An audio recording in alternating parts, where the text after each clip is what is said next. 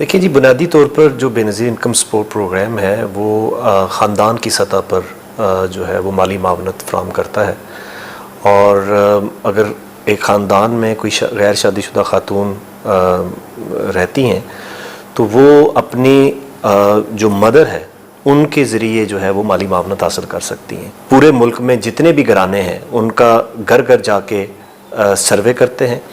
उस सर्वे की बुनियाद पर जो भी हमें जो घराने के अफराद हैं अपना डाटा फ्राहम करते हैं, उस बुनियाद पर हम उनकी अहलियत को जांचते हैं कि क्या वो एलिजिबल हैं या नहीं है। माली मावनत के सिलसिले में ये एक बहुत ही मिथ है जो कि एसोसिएट की जाती है BISP के साथ कि बस सिर्फ शादीशुदा ख़वातीन को माली मावनत फ्राहम करता है। ऐसा नहीं है।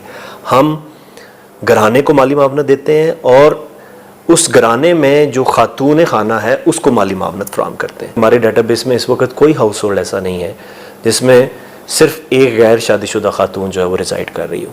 वो या तो किसी फैमिली का हिस्सा होगी, किसी भाई के साथ रह रही होगी या अपने वालिदैन के साथ रह रही होगी।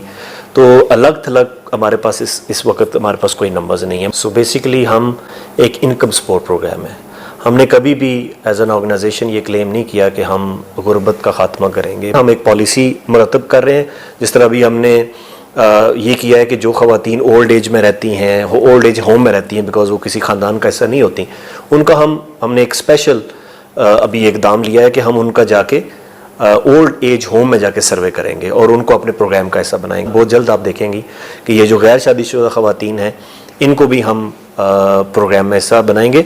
हमने अभी रिसेंटली जो ट्रांसजेंडर थे उनको प्रोग्राम का हिस्सा बनाया बिकॉज वो भी किसी न किसी फैमिली का हिस्सा नहीं होते थे, अलग थलग रहते थे, तो उनके लिए हमने एक डिफरेंट क्राइटेरिया बनाया।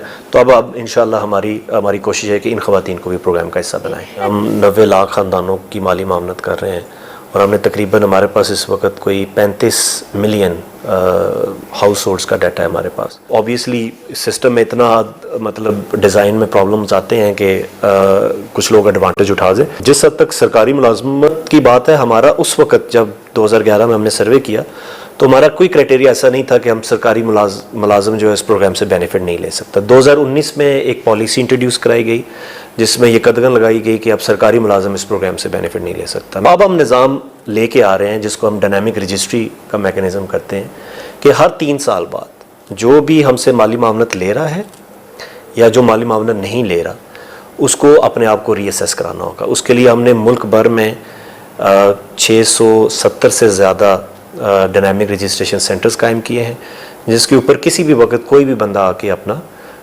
जो सोशो इकोनॉमिक स्टेटस है अगर वो तब्दील हो गया है वो बता सकते हैं।